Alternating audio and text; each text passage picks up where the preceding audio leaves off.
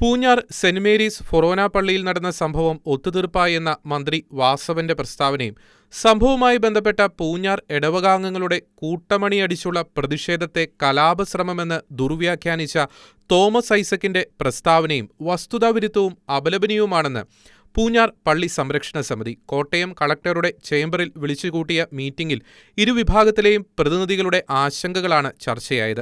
ഇപ്രകാരമുള്ള സംഭവങ്ങളും പ്രവർത്തനങ്ങളും ഉണ്ടാകരുതെന്ന് വൈദിക പ്രതിനിധികൾ ആവശ്യപ്പെട്ടു.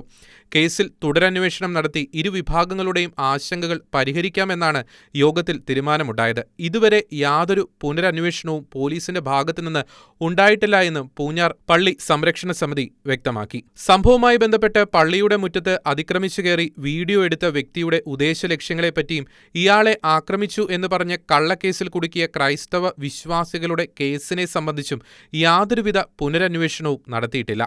പള്ളിയിൽ ആരാധനയ്ക്ക് തടസ്സം വരുന്ന രീതിയിൽ അതിക്രമിച്ചു കയറി അക്രമം അഴിച്ചുവിട്ട കുറ്റവാളികളുടെ തെറ്റിനെ നിസ്സാരവൽക്കരിച്ച് തൽപരകക്ഷികൾ നടത്തുന്ന പ്രസ്താവനകൾ സമൂഹത്തിൽ അപകടവും നാടിന്റെ മതസൗഹാർദ്ദത്തിന് കോട്ടം വരുത്തുന്നതുമാണെന്ന് എല്ലാ മതേതര വിശ്വാസികളും തിരിച്ചറിയണമെന്നും സംരക്ഷണ സമിതി ആവശ്യപ്പെട്ടു. മുഖ്യമന്ത്രി പറഞ്ഞ യഥാർത്ഥ സത്യം തിരിച്ചറിഞ്ഞ് ക്രിസ്ത്യൻ സമൂഹത്തോട് മാപ്പ് പറയുവാൻ മന്ത്രി വാസവനും തോമസ് ഐസക്കും ആർജവം കാണിക്കണമെന്നും ഇടവക സംരക്ഷണ സമിതി ആവശ്യപ്പെട്ടു.